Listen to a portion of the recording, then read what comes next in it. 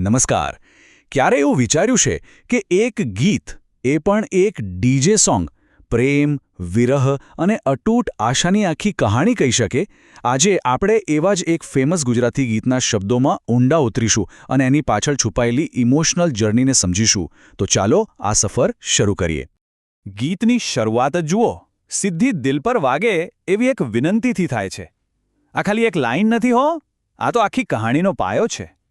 અહીં નાયિકાનો જે સાચો પ્રેમ છે અને એની કદર કરવાની જે ભાવનાત્મક અપીલ છે, બસ એ જ આપણને એની ફિલિંગ્સની ઊંડી દુનિયામાં ખેંચી જાય છે. તો કહાણીનો પહેલો પડાવ છે પ્રેમનો અનંત રંગ. ચાલો જોઈએ કે આ પ્રેમ કેટલો સ્ટ્રોંગ છે. એટલો બધો કે નાયિકાની આખી દુનિયા જ એના રંગમાં રંગાઈ ગઈ છે. આ લાઈન છે ને, એ આ ગીતનું હૃદય છે. આ ખાલી શબ્દો નથી, પણ એક એવી ફિલિંગ છે જ્યાં નાયિકાને દુનિયાની દરેક વસ્તુ, દરેક નજારો બસ એના પ્રિયતમના પ્રેમના રંગથી જ રંગાયેલો દેખાય છે. સાચું કહું ને તો આ પ્રેમનું સૌથી શુદ્ધ સ્વરૂપ છે.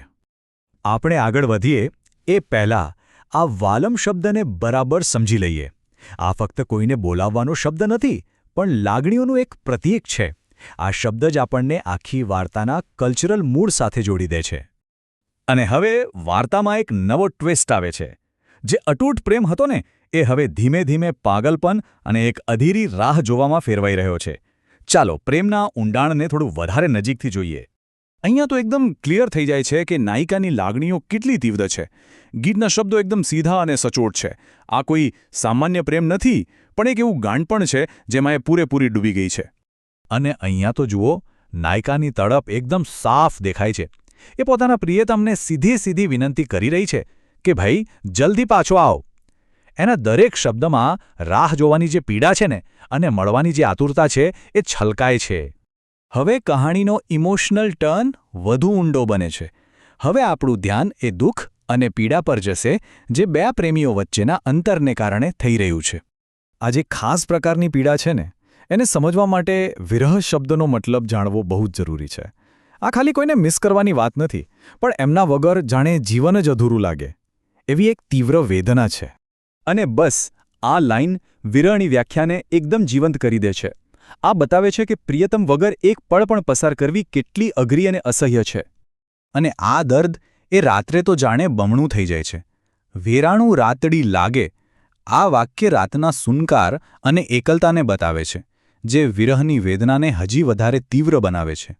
હવે વાર્તામાં બહારનો સંઘર્ષ પણ ઉમેરાય છે.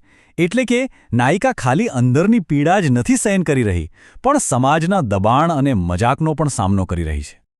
અહીં જો, એક બાજુ સમાજ અને બીજી બાજુ મિત્રોના મહેણા, ક્યાં છે તારો વાલો અને નહીં આવે તારો સાઈબો જેવા શબ્દો એના ઘા પર જાણે મીઠું ભભરાવાનું કામ કરે છે અને એની એકલતાને વધુ ઘેરી બનાવે છે.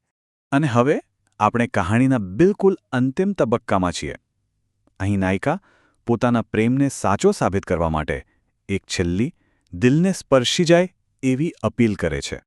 હવે જુઓ કે એની વિનંતીઓ કેવી રીતે સ્ટેપ બાય સ્ટેપ વધારે સિરિયસ થતી જાય છે. પહેલાં તો એ કહે છે, અમને ભૂલી રે ના જાશો. પછી થોડું આગળ વધીને કહે છે, ઘોડલ ચડીને વેલા આવજો. અને છેલ્લે એકદમ ક્લાઇમેક્સ પર, પરણીને લઈ જા તારી સાથમાં. એક સિમ્પલ વિનંતીથી શરૂ કરીને સીધી લગનની માંગણી સુધી. આ જ તો પ્રેમનો ક્લાઇમેક્સ છે. અને આ છે આ પ્રેમ કહાણીનો છેલ્લો દાવ. આ લાઈન એકદમ સ્પષ્ટ કરી દે છે કે નાયિકા માટે આ પ્રેમ હવે જીવન મરણનો સવાલ બની ગયો છે. એની લાગણીઓની તીવ્રતા અહીંયા ચરમસીમા પર પહોંચી જાય છે. તો આ આખી ગીતની વાર્તા છે ને, આપણને એક મોટા સવાલ પાસે લાવીને ઊભા રાખી દે છે. પ્રેમમાં રાહ જોવાની સાચી કસોટી શું હોય છે? આ સવાલ પર વિચારવા જેવું છે, ખરું ને?